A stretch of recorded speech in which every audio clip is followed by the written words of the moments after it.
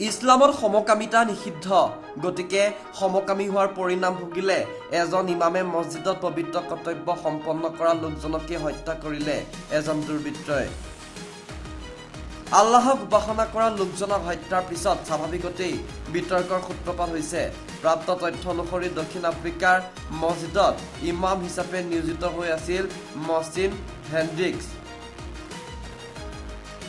দেশখনৰ স্থানীয় লোকজন পিছে জন্মসূত্ৰে মুছলমান নাছিল, কিন্তু ইছলামৰ আদৰ্শৰ প্ৰতি আকৃষ্ট হৈ তেওঁ ধৰ্ম গ্ৰহণ কৰিছিল।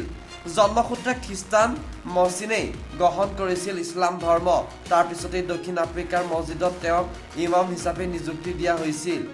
পবিত্ৰ কোৰাণৰ বিষয়ে অগাধ জ্ঞানৰ বাবেই দক্ষিণ আফ্ৰিকাৰ মুছলমান সমাজত জনপ্ৰিয় হৈ পৰিছিল মহচিন হেনড্ৰিক্স। তেওঁ সমগ্ৰ আফ্ৰিকাতে ইছলাম ধৰ্ম প্ৰচাৰ কৰিছিল। কেইবাখনো দেশত মহচিনৰ বাবে ইছলামলৈ ধৰ্মান্তৰিত হৈছিল খ্ৰীষ্টান জনতা।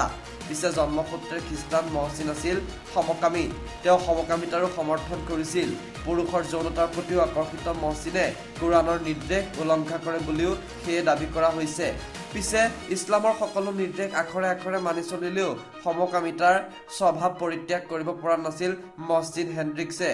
সৰ্বশেষত লোকজনে ভোগ কৰিলে ইছলামে নিষিদ্ধ কৰা সমকামিতাৰ প্ৰতি আকৰ্ষণৰ পৰিণাম।